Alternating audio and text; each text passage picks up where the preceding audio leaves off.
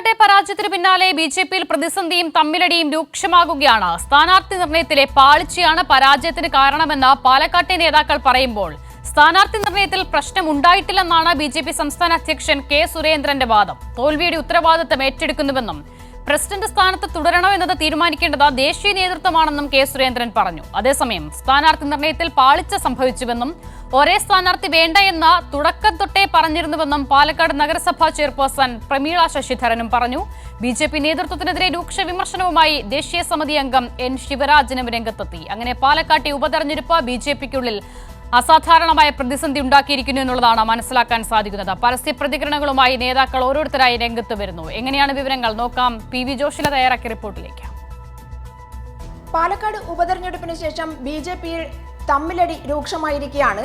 ഇത് സംസ്ഥാന നേതൃത്വത്തിനെതിരെയും സംസ്ഥാന നേതൃത്വം താഴെത്തട്ടിലുള്ളവർക്കെതിരെയും രൂക്ഷമായ വിമർശനങ്ങളുമായി രംഗത്ത് വരുന്ന കാഴ്ചയാണ് നമുക്ക് കാണാൻ സാധിച്ചിട്ടുള്ളത്.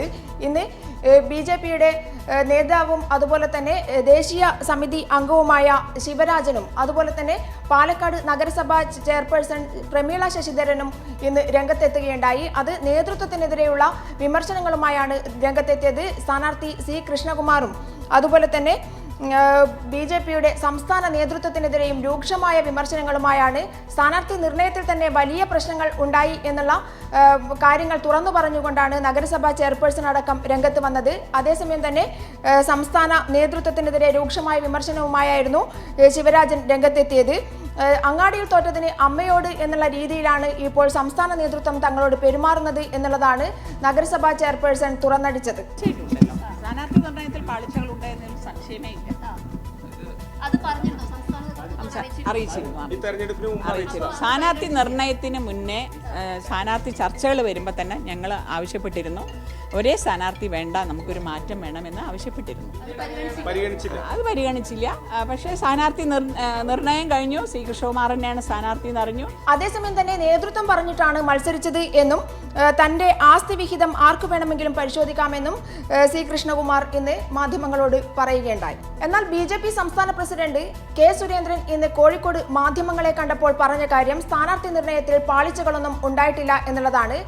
കോർ കമ്മിറ്റി തെരഞ്ഞെടുത്തത് കുമ്മനം രാജശേഖരനെയാണ് ഇതിനായി സ്ഥാനാർത്ഥി നിർണയത്തിനായി തെരഞ്ഞെടുത്തതെന്നും കുമ്മനം രാജശേഖരൻ അടിത്തട്ട് മുതൽ പരിശോധന നടത്തിയിട്ടുണ്ടെന്നും പിന്നീട് പാർലമെന്ററി സമിതിയാണ് സ്ഥാനാർത്ഥി നിർണയം നടത്തിയതെന്നും 3 സ്ഥാനാർത്ഥികളുടെ പേരാണ് കുമ്മനം രാജശേഖരൻ പാർലമെന്ററി കമ്മിറ്റിക്ക് വിട്ടുകൊടുത്തതെന്നുമായിരുന്നു കെ സുരേന്ദ്രൻ പറഞ്ഞത്. എന്നാൽ പോലും വി മുരളീധരനെതിരെ ഒളിയം പെയ്യാൻ കെ സുരേന്ദ്രൻ മറന്നില്ല എന്നുള്ളതാണ്. ഉത്തരവാദിത്തം മറ്റുള്ളവരുടെ തലയിൽ എന്തിനാണ് കെട്ടിവെക്കുന്നത്? എനിക്ക് തന്നെയല്ല ഉത്തരവാദിത്തം. എൻ്റെ അധ്യക്ഷ സ്ഥാനം ഇപ്പോൾ ഒഴിയണമോ അതല്ല കാലാവധി തികയ്ക്കണോ എന്നൊക്കെയുള്ള കാര്യങ്ങളിൽ അന്തിമമായ തീരുമാനമെടുക്കുന്നത് പാർട്ടിയുടെ കേന്ദ്ര നേതൃത്വമാണ്. അതിൽ വ്യക്തിപരമായിട്ടുള്ള ഇഷ്ടാനിഷ്ടങ്ങൾക്ക് യാതൊരു പ്രസക്തിയുമില്ല. അദ്ദേഹം പ്രസിഡന്റ് ആയിരിക്കുമ്പോഴാണ് അരുവിക്കരയിലും നെയ്യാറ്റിൻകരയിലും ഉപതെരഞ്ഞെടുപ്പുകൾ നടന്നത്. പക്ഷേ പിറവം ഉപതെരഞ്ഞെടുപ്പും അദ്ദേഹം മത്സരിക്കുമ്പോഴായിരുന്നു. ഞങ്ങളെല്ലാവരും അവിടെ പോയി പ്രവർത്തിച്ചാൽ അന്ന് കിട്ടിയത് 2000 വോട്ടാണ്. അന്ന് ആരും ശ്രീ വി മുരളീധരൻ രാജിവെക്കണമെന്ന് പറഞ്ഞിട്ടില്ല. വ്യക്തമായ രീതിയിലുള്ള വിമർശനവുമായിട്ടാണ് ഇന്ന് കെ സുരേന്ദ്രൻ മാധ്യമങ്ങളെ കണ്ടിട്ടുള്ളത് എന്നുള്ളതാണ്. എന്തായാലും ബിജെപിയുടെ സംസ്ഥാന നേതൃത്വം ഇതുമായി ബന്ധപ്പെട്ട് ചർച്ച നടത്തും. അതുപോലെ തന്നെ കേന്ദ്ര നേതൃത്വവും ചർച്ച നടത്തും.